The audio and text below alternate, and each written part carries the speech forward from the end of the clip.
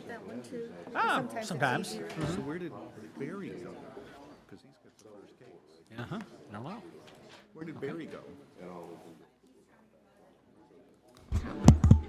But if not, he said he'll just represent it. Okay.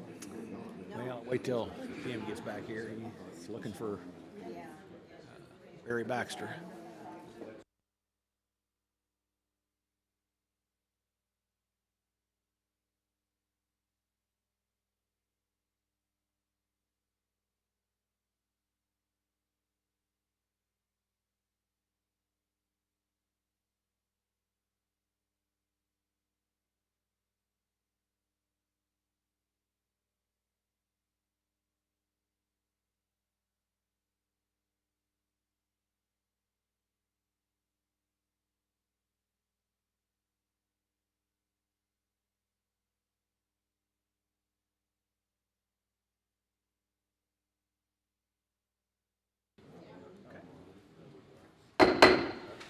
If I could have everyone's attention, I'd like to call the Planning Commission meeting to order for Tuesday, May 24th, 2016. I'm Kevin Jeffries, Chairman, and I would like to just remind folks if they're here today to, if you have a cell phone, to please turn it off or turn it on vibrate so that it doesn't interfere with our camera system here. Before we get started, would you all please join me in a Pledge of Allegiance?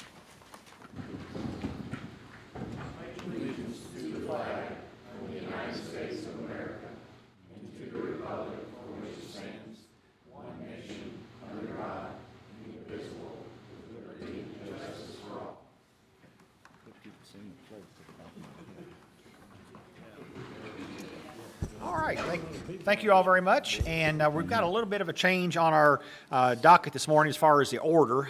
We're going to go with our last docketed item first. But before we do that, let's go ahead, Commissioners, if we could, and get our approval of minutes from our April 26th meeting. I think you all have a copy of those. And are there any additions or corrections? Yes, ma'am, Ms. Albertson?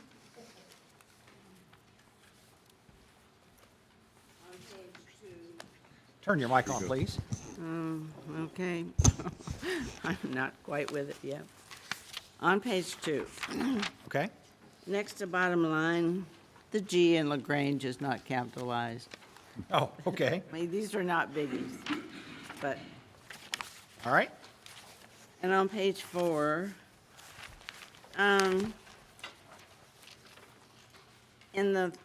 under the end of public hearing, the third line after that, the property is zoned industrial and when the building was constructed years ago. I don't know what that ought to be, but, Cross out the A. oh, okay. And on page 14,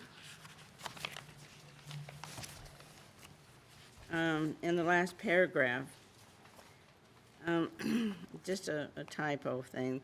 The site is no longer a petroleum property, and therefore, I think therefore has an E on it, maybe? Mm-hmm. Okay, and that's it. All right. Commissioners, anything else? Mr. Finney? On page 15 of 23, in the second part there where it says motion made by Commissioner Finney, number 2, it says the cost of replacing or removing the sign would be a burden to the leasee. That should read, they did not present evidence that the cost of replacing or removing the sign would be a burden to the leasee, because they did not have a copy of the lease with them. Right. Yep. All right, we will correct that. Anything else? Any additions, or other additions or corrections? Okay, seeing none, could I get a motion on the approval as amended? Okay, Mr. Finney, and Mr. King seconds. All right, any further discussion on the motion to approve the minutes as corrected? All right, seeing none, all those in favor of approving the minutes as submitted and corrected, signify by saying aye. Aye. All opposed, no. Okay, minutes have been approved. All right, with that, we will now call, well, let's get staff sworn in first. You would? Do you solemnly swear to tell the truth, the whole truth, and nothing but the truth? Do. I do. All righty. And with that, we're going to start with the last docketed item this morning, docket PZ 16018. So, Ms. Fox, would you read that docket item, please? Application has been filed by RSG Investment III LLC for a waiver of Section 280-170 drive-in facilities and queue space requirements of the Oldham County Comprehensive Zoning Ordinance for a proposed business located at 13306 West Highway 42 Prospect. The property is zoned C3 General Business District. All right. With that, Ms. Alvey, I assume you'll be presenting the docket? I will. Good morning, everyone. Amy Alvey with Oldham County Planning and Development Services. As Ms. Fox stated, this is a request for a waiver for the queuing space requirements at a property located at 13306 West Highway 42. The property is approximately 1 acre. It is zoned C3 commercial. This is an area view of the property. The gray areas are the buildings. The hashed area is the parking, and it's either pavement or gravel. This is an aerial of the property as well. It's an existing building. This outline, excuse me, is the current zoning. You'll see that everything there in red is C3 commercial. You do have some R4 residential here, and then everything in yellow is R2. And this is your subject property right there. The site has not been the subject of any previous Planning Commission actions. This is a view of the front of the building to give you just orientation of how it lays on the lot. This is the east view along Highway 42. This is the east adjoining property owner, which was a car wash. This is the west view. This is the west adjoining property owner. This is the north view, looking back across Highway 42. This is the south view, which is the rear adjoining property. This is just a view of the rear of the building. This is the east side of the building, going back towards 42. The building site was originally called the Carlton Center, which is a 13,400 square foot building on 1 acre site that was to have multiple tenants with the storefronts facing Highway 42. The previous owner was granted a waiver to allow parking in the front setback by the Oldham County Board of Adjustments on April 21st of 2005. Our regulations do not allow parking in the front setback, but they received a waiver. You'll see there highlighted in red, that's the 50-foot building setback that was required at the time. And, excuse me, then highlighted or circled there in green, that was the approved parking area that allowed the parking in the front yard setback. But that was approved by the Board of Adjustments. But this was the original site plan that was approved years ago. This is a one-way drive lane that is on the right-hand side of the building. Just the building on the right, it may look like it's apartments, but it's a commercial office building, It is an office building. on commercial. The applicant is proposing to use a portion of the building for a liquor store with a drive-through window. Section 280-170, Item 2, drive-in facilities and queuing space requirements state that all drive-in facilities shall include a bypass aisle. According to the site layout plan, there is 15 feet between the building and the right property line, and 12 feet from curb to curb, which does not leave adequate space for a bypass aisle. So this is a zoomed in, just a little bit zoomed in closer of the site plan, and you'll see there on the approved site plan that shows that there was a 12-foot, there's 12 feet curb to curb, and then 15 feet from the side yard setback. And then this is just an aerial to give you an real-life picture of what I did not measure that, just for the record. I did not measure that. I just took from what was on the site plan and put that on the photo there.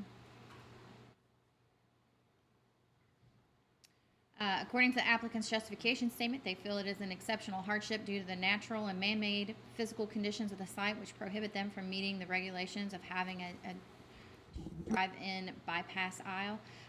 There is a significant elevation change between the subject property and the adjoining property.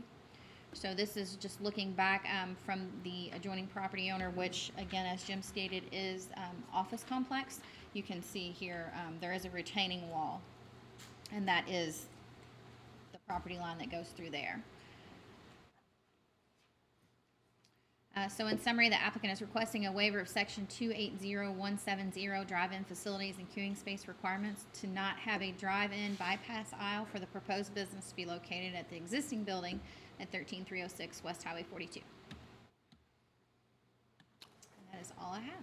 All right, Ms. Alvey, I appreciate it. And Commissioners, do you all have any questions for staff on this proposal? Any questions for Ms. Alvey or Mr. Urban? Okay, seeing none, we'll now move into the presentation by the applicant or a representative and others in support of the application. Mr. Teig, I assume you're an attorney, so we won't swear you in, but do you have anybody that will be testifying today? I have Mr. Gross and Mr. Durham with me Okay. today, who are both the members of RSG Investments LLC. And let's get them sworn in. Okay. And then, if you could, Come on Ms. up. Fox? Do solemnly swear to tell the truth, the whole truth, and nothing but the truth. Yes, ma'am. We'll get your name and address when you come up to testify. So, Mr. Teig, we'll just name and address for you, if you will. Michael Teig, my address is P.O. Box 729, LaGrange, Kentucky 40031. My home address is 3205 Maple Leaf Drive, LaGrange, Kentucky 40031 as well. Thank you. I think this is a relatively straightforward question, so I'm not going to give you a big elaborate presentation about what I think is a pretty easy concept to understand. There are a couple points I do want to emphasize, though. You speak up just a little bit. Yeah, certainly. Yeah, to the right. Yeah. There you go. Oh, okay, so project this way. Got it. What I wanted to emphasize with you is a couple things. One is that while the drive aisle is narrow, there is still accessibility for emergency service and fire safety personnel to, respond to an emergency at this location. I'm trying to get to, if I can, quickly an aerial that shows you, no, I'll stick with the site plan, that shows you that it's accessible on this side here. This is where you saw the change in elevation with the retaining wall between the two properties. You definitely can pull a fire truck up to this side if you needed to and access this side of the building. It's only a 15-foot separation, according to Amy's remarks. That's what was shown on the original site plan as well. You can also access it from the rear side. There's a similar change in elevation on the back of the property, but a fire engine would be able to arrive here as well. Plus, the distance of separation between the boundary line on the western side of the property to the building edge is the length of a parking space plus a drive aisle, and that's the same condition in the rear. So you have plenty of accessibility for EMS, fire safety, and so on. And I believe that's fundamentally the point of requiring a pass-by lane for a drive aisle. So I want to be sure you understand that if you, are comfortable with the request that we're making, you're not compromising the ability of emergency safety personnel to access this property, which is why we really fundamentally think it's okay or appropriate for us to make the request. It's not just that the site is configured a certain way that creates a hardship.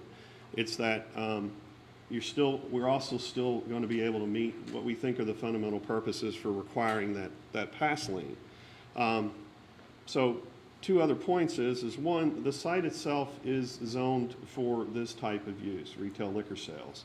And if the width was there, the drive aisle would be a permitted use as well. You could have the drive-through lane as part of this use. So it's not a question of the use, it's only a question of whether or not you all are comfortable waiving the requirement to have the pass lane. And as I just stated, I think that's appropriate to do, given the fact that you're still going to be able to achieve the purposes for which that is normally required with most sites, is assuring that. One other thing I'll point out is this site has remained vacant, and I'm not sure I know the reasons, but for at least 3 to 5 years, the whole building has. And when we actually went out to the property to pay a site visit to it, a couple of the residents, or the office tenants from the adjoining building that you all saw came running over. And I mean, they quite literally came running over.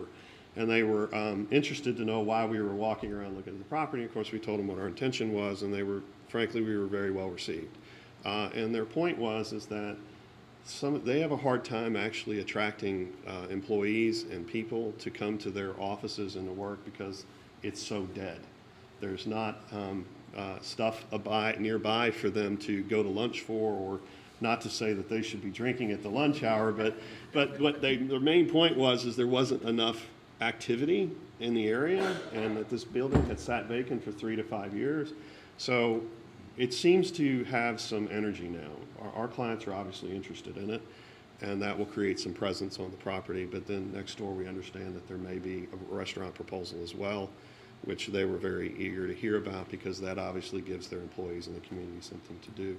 So I think I've said more than I really intended to, but I'd really like to give you an opportunity to ask me anything that you may be concerned about, and we'll do our best. We will. to We'll answer. have that opportunity here in just a little bit, but Okay. I've got, for clarification, Yes. how much of the building are you going to Oh, occupy? yeah, thank you. The building's 13,500 square feet. They're going to occupy 3,500 square feet. Which is what section of, On the right-hand side. just one section? Yes. okay. Anything else? Okay. Your clients, are they going to testify or provide? Only if you feel that you need to ask them some questions directly, we're happy to make them available. Okay. Well, let me ask, is there anyone here, I don't think so, but anyone here that would like to testify in support of this application? Okay. And I assume, I don't see anyone else here that would like to testify in opposition or have questions for this, on this application? Okay. Seeing none, we will now open it up for questions from the commissioners. Commissioners, do you all have questions? Dr. Arvin?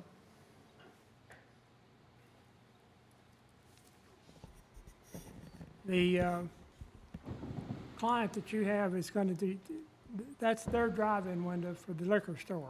Yes, sir. What about future, along that pass-through? If another tenant comes in next door to the liquor store and they want to use the drive-up feature as well, I'm trying to understand how many people could use the drive-through, or would it be exclusively for the liquor store? Well, it's going to, the use of the drive-through would be limited to servicing our space. And if there is an issue with respect to a prospective tenant wanting to use the drive-through to maybe go around the back to park for their place, I mean, that's really a landlord issue. It's a question of whether or not the landlord's comfortable with the utilization of their property by one tenant that way, which they are, because they're supporting our client's application today. But to answer your direct question, the drive-through aisle and the window is only servicing the retail liquor store. No other users in the tenant in the building are going to be permitted to use it. Does that address the question?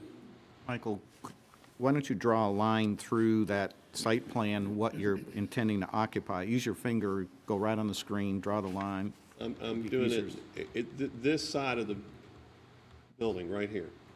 Everything on this way. About 3,500 square feet of the building will be retail liquor store.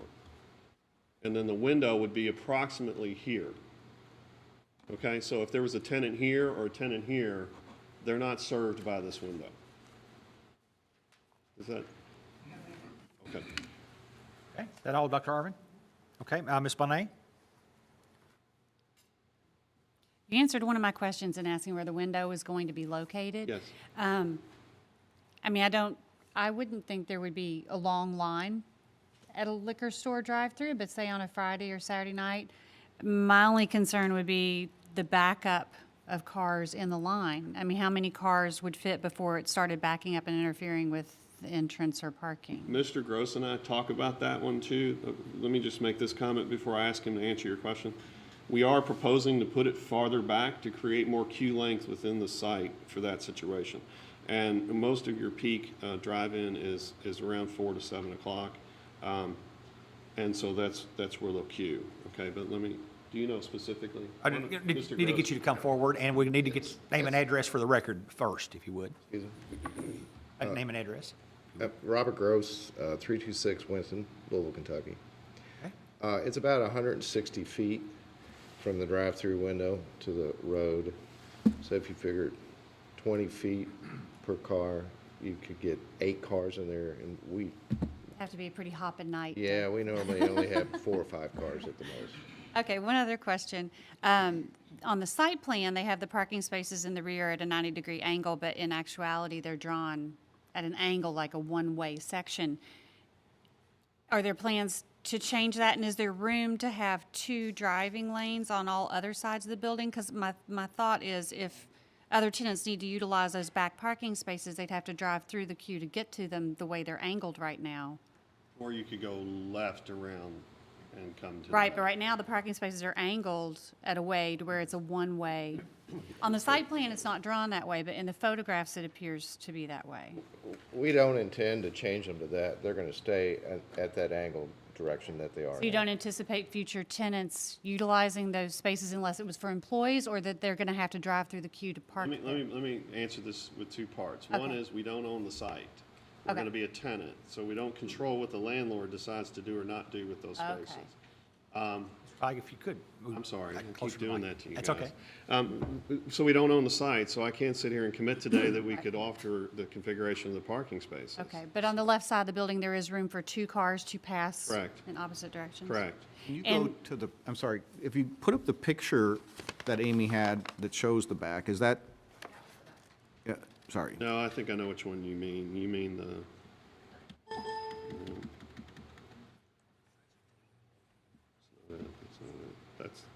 that was one of them, and then there's this one. No, they're angled. I mean, They're angled. she is correct. Yeah.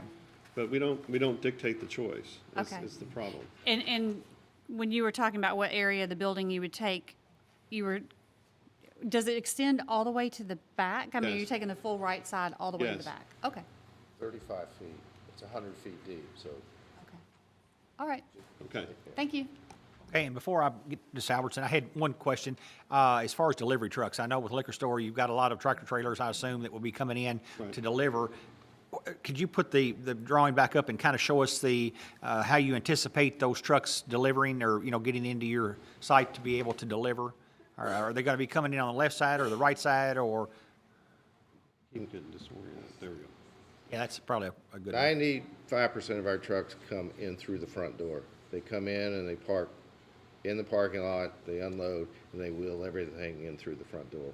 So they won't be going around to the rear of the building. Okay, so like if you get deliveries of like beer or something like that, they would be coming in the front door and Yes. you don't have a unloading ramp or anything in the back or that they would be accessing? Are they mostly box trucks deliveries too? Or are they large scale trucks? They're mostly box trucks. The only one that's big is Coca-Cola, and he parks off-site and then wherever he can, and he wheels through the front door. All right, Ms. Albertson, I think I had you next, and then Mr. King. Yes, thank you. That building, the back of it looks like it could be a front also, the way the doors are set up. So actually, there's 5 sections across, is that correct?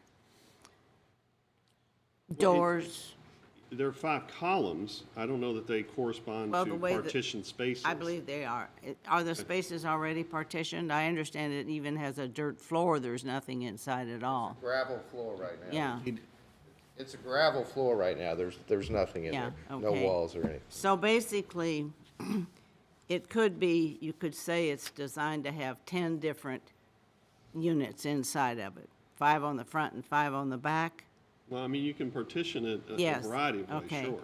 So you're going to be using just the right-hand side, front to back, and you said that's 35 feet wide and 100 feet deep. Yes, ma'am. Okay. Now, the window, the drive-up window, in that area where your drive-through would be, narrows. There's a wall that juts in, and then it becomes narrower. It doesn't really show that on the design or on the picture, but it does, because I've driven through there.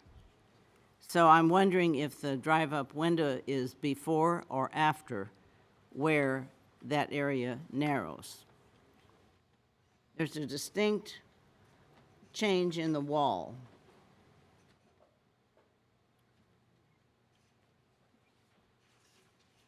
Which does not show on that site map. I'm trying to see if I actually have a good picture of I don't that think so. side of the wall. And I don't.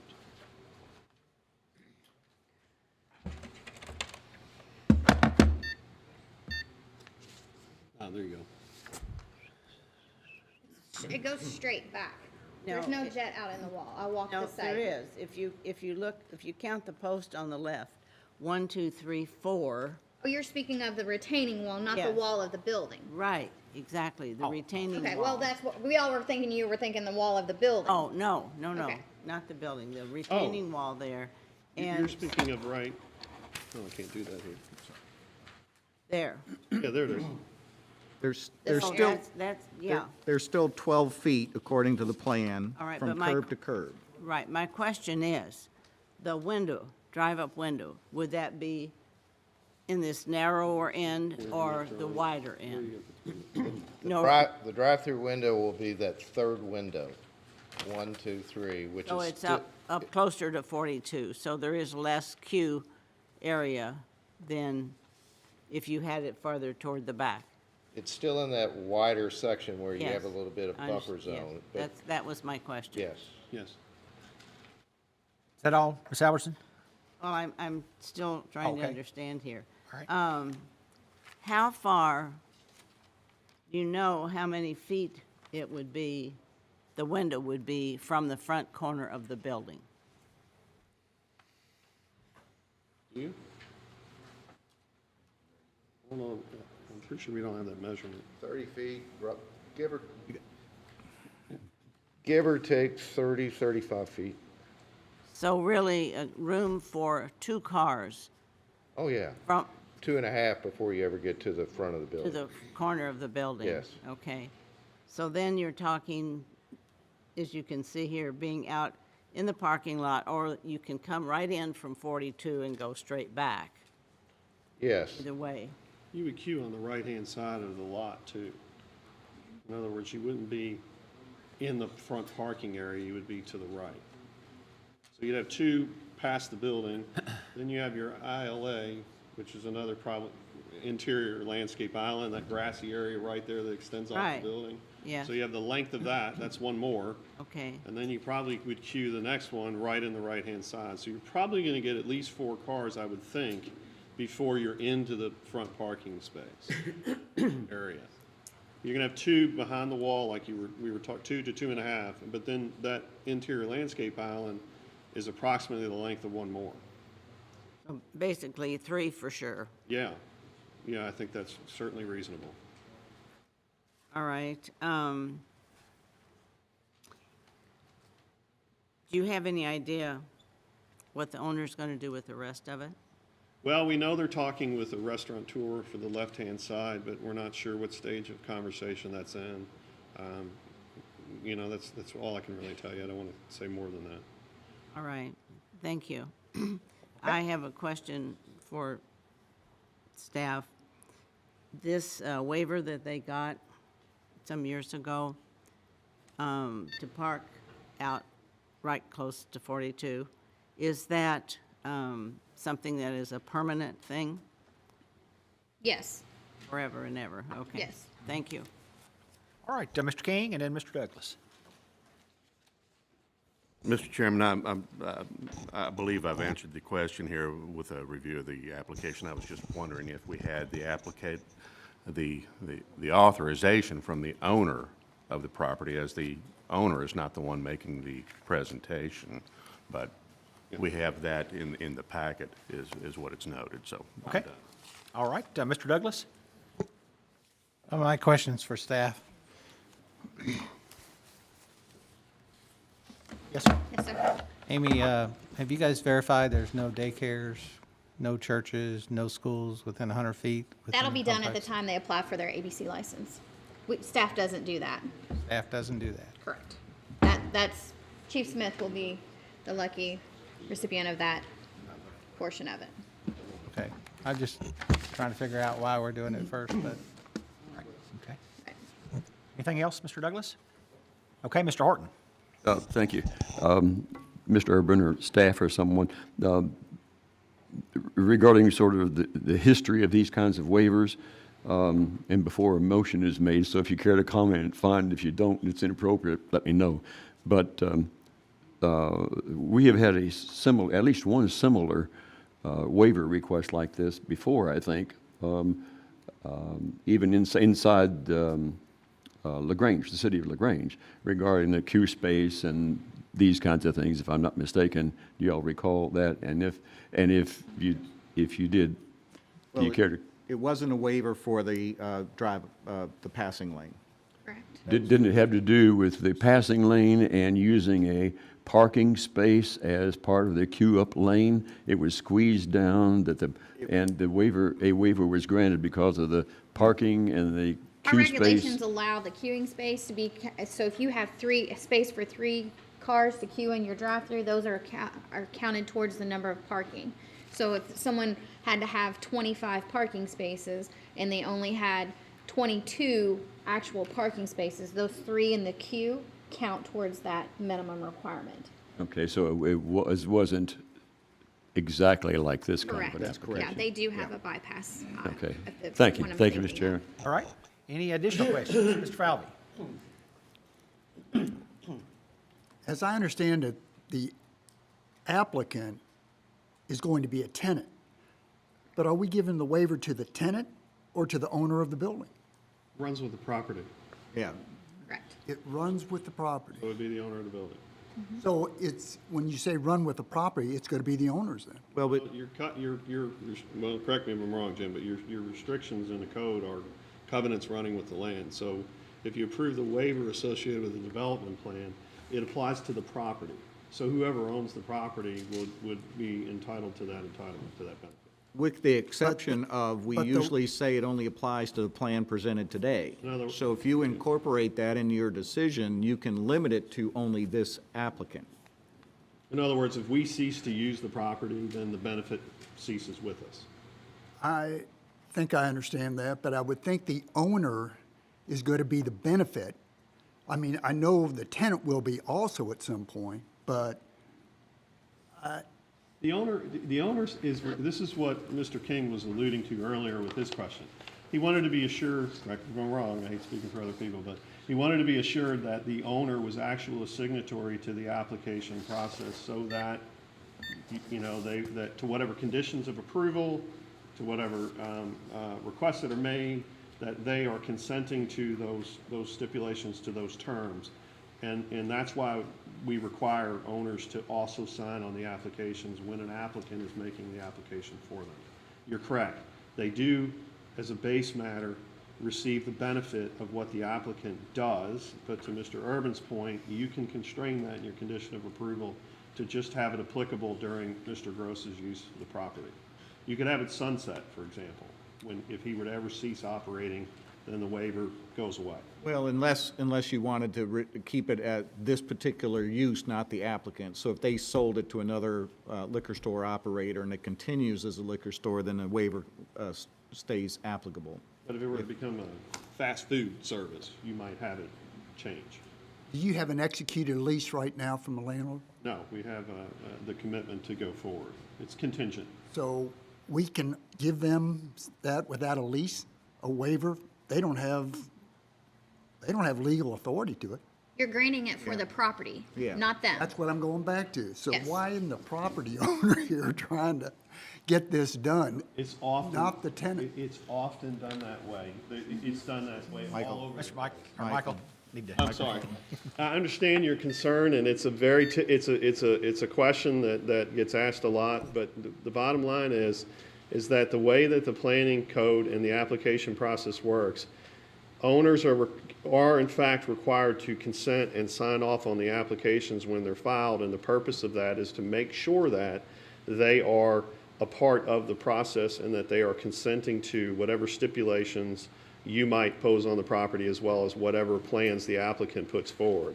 It is done all the time where owners and applicants move forward this way. I may disagree with you on that point. Well, I'm Done all the telling- time. I've been in the business for 35 Well, no, years.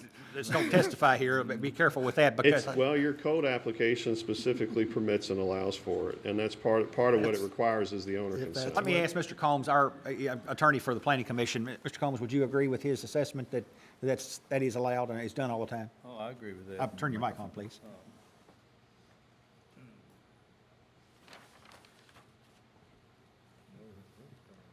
Can I say something real quick? Hold on just a minute. I Let me got get- it, I got it. Okay, go No, ahead. I agree with it 100%, that that's typically the way that they do this. But, and that's why he's approved the application itself. If he wanted to be here, I guess he could, but it's not necessary. Let me say, Well, that's another- fine. practically speaking, why it's done is, and you asked about the lease question.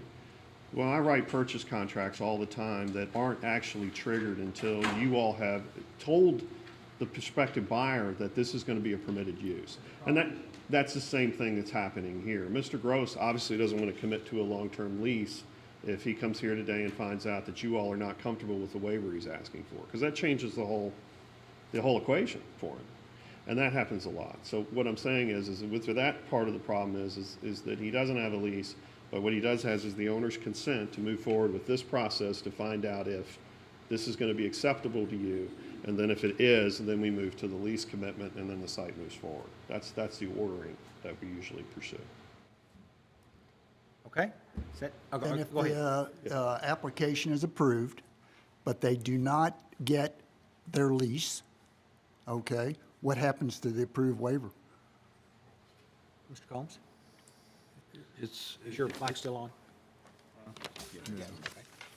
well, if it's, the waiver's for the property, but if the lease falls through, and it's only for this applicant, it'd probably disappear. Well, he said it runs with the property. Well, it would if they, May I, right? So, for what it's worth, Mr. Tyag, is your applicant willing to accept a condition that if an approval were granted, that it would It's contingent on this proposal. contingent on this proposal You okay with that? and execution of a valid lease? He's okay with it. Let me add this, I need to clarify, Mr. Gross informed me, that he does actually have a signed, executed lease that is contingent on the approval today. So once you approve it, that lease is gonna lock in. Okay. And just for clarification, Mr. Fowler, another example would be if someone comes in with a subdivision plan and it's John Q. Smith and they have 300 acres. John Q. Smith is not the one presenting the information. It's the developer that is presenting the information. It's basically the same process. Anything else, Mr. Falvey? Okay. Any additional questions for the applicant? Any additional questions? Mr. Combs, is there anything that you needed to add? I know you got interrupted there a little bit, so, that's all right. Okay. That's fine. all right. Okay, I don't see any additional questions. Last chance. Oh, Ms. Smith? Did I understand correctly that if this proposal for this person that's leasing, if they go away, but another liquor store wants to come in, that this waiver will continue for that liquor store? Or will it go away because it's only supposed to be for these people? I would suggest that what you do is keep it to the use, not to the ownership. So if you're okay with this waiver, it would apply to anybody who operates a liquor store in this particular location.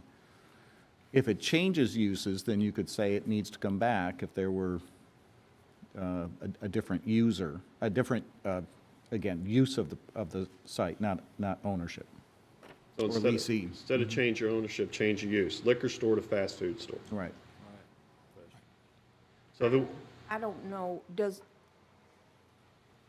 would a new person that leased a new liquor store, do they have to get their own, a liquor license doesn't change, it goes with a person or typically, a yes. corporation? Yes, they can be bought and sold from time to time, but typically with the same, you still have to qualify for it.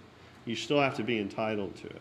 So there's no way that they could move out and somebody else, what if the owner decided that they wanted to put a liquor store in there? They They'd would have be to make sure, required. they'd have to be required to follow all the same parameters to get the license to operate. Yes. Thank you.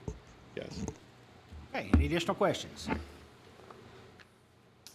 All right, seeing none, Mr. Teig, do you have a final statement that you'd like to? No, I don't. I Present? think we've exhausted the issues, I think. Okay, so your application is complete then? Yes, sir. Okay, all right. If I'm, what do I do with the Oh, there it is. On docket PZ 16018, the application has been completed, and I would now, as always, call on Mr. Urban and Mr. Combs to outline what's being requested here, and then we'll turn it over to the commissioners and for the consideration on a motion. So, Mr. Urban? Again, it's a straightforward application for a waiver of the drive-through lane. You've heard all the testimony, and as always, in your staff report on page 2, there's a sample motion. You do have to kind of fill in the blanks if you were either to recommend approval or denial. Make sure that you state the reasons why you would approve it or deny it. There's only one proposed condition of approval, and we can modify that a little bit from what's in your staff report, and that my recommendation was, if you were considering approving it, that it be for the use of a liquor store, regardless of who is the leasee in that liquor store, related to the plan that's presented today. I heard no other potential binding elements in the testimony, so I didn't write anything down. Okay, Mr. Combs, anything else that you need to add? No, that's fine. Okay. All right, Commissioners, you've heard what's being requested here. The chair now would open up for a motion on docket PZ 16018. Now consider a motion. Mr. King? Thank you, Mr. Chairman. I will move for approval of the waiver as applied to include use limitations to liquor store for the purpose of strict compliance. Regulations would create an undue hardship because of the limited space involved. We have testimony without opposition or any other discussion that provides for what appears to be a reasonable approach for emergency services in this case. And then the design innovations of this case, again, to provide for approach of emergency vehicles in the space provided, and that this site has alternate routes for access, ingress, and egress, which will achieve the basic objectives of the regulations, and that the anticipated volume of queue space in this will not interfere with traffic. Okay, Mr. Combs, is that an adequate motion? It is. Okay, have a motion on the floor. Do we have a second? Second. Mr. Horton seconds. Okay, now discussion on the motion to approve the waiver request on docket PZ 16018. Mr. Finney. I just have a question that popped in my mind just about the time the motion was being made. Should this thing, or should we require it to be signed as one way to keep people who would be coming around the back, try to leave that way and be running into head-on traffic? That's a good idea. Okay. Mr. Tiger, is your client, are y'all okay with that? Okay, if I could, just get you to come back up, one of you, and just to get that on the record. Yes, we're okay with the request. Okay, and Mr. King, are you okay with adding that to your motion? Please incorporate that to the motion. Okay, and Mr. Horton? Agreed. Okay. And I think, for clarification, it would be both pavement marking and signs. Because they can put arrows on the pavement and they can put signage. Right. That's what we understood. Yeah. All right. Yes, Mr. Falvey? So just to clarify, does it run through the term of this lease, this waiver, or does it run with the property as we've restricted it to a liquor store? My understanding is it would run with the property. As long as it stayed, if it went, as long as the use stayed a liquor store, it would run with the life of the property. That was what was testified to earlier. Is that Correct. All right. okay? Any additional questions? Yes, sir. Mr. Douglas. I'm not sure if this is a question or a request, but under the binding elements for approval, shouldn't we Well, make the it conditions of approval. conditions of approval?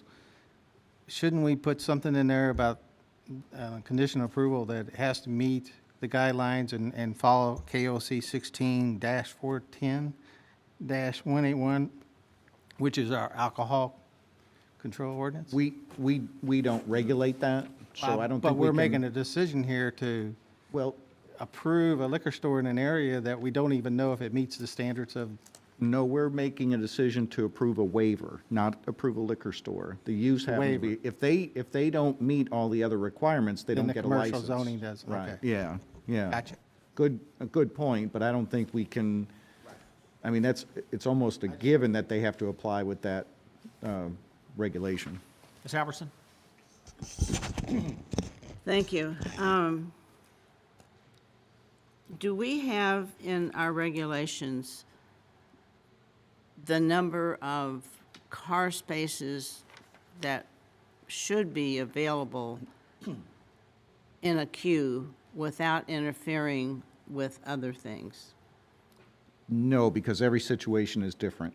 In other words, if they had 300 feet of queuing space, because that's what the building was, it'd be different. So we don't have any There regulations. is no regulation. No.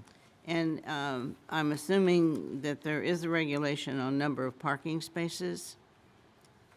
This development plan was approved with a certain amount of parking spaces in it, and then it depends on the use. So the rest of the building and this, well, the entire building has to meet the parking requirements. So at this point, the 3,500 square foot liquor store, if it's approved, will have consumed X amount of those required parking spaces. And the other question I have is on the handicap parking. I hope people who are handicapped are not going into the liquor store and driving. However, depending on, there'll be more handicapped maybe later. What, where are those going to be located? Well, they're supposed to be closest to the ramps and the entrance to the building, and in multi-bay, multiple tenant buildings, sometimes they locate them in several places, but they're supposed to be closest to the ramp. There's, And the ramp is where? well, it shows it on the on the east side of the building, what I on the was site thinking, plan. yeah. I'm not sure where they're actually painted. Again, there's nobody in the building at all, Right. so we'll include those in the requirements when they have They're tenants. clear to the other end of what's on here, clear to the left of the building, and this, you would be using the right-hand side of the building. Yeah, but that's on what was approved. Again, there's no tenants. We'll deal with that when we get to the building permit, because they're required to have handicap spaces close to their bays. But if, again, the building's been empty up till this point. So that site plan is Right. just the recommended location for the. All right, thank you. All right, any additional questions on the motion to approve the waiver request? All right, are we ready to vote here? Okay, seeing no additional questions, I'll ask Ms. Fox if she would do the vote on the motion to approve the waiver request on docket PZ 16018. Mr. King, Yes. Mr. Klingenfuss, Yes. Ms. Smith, Yes. Ms. Albertson, No. Dr. Arvin, Yes. Ms. Bonet, Yes. Ms. Crosby, Yes. Mr. Falvey, Yes. Mr. Finney, Yes. Mr. Douglas, Yes. Mr. Horton, Yes. Mr. Neal. Yes.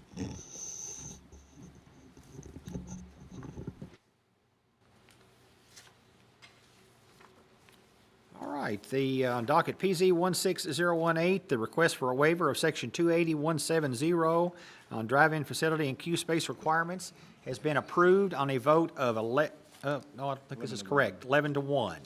Or was it 11, or it should be 10 to 1, I would assume. We need to recount those.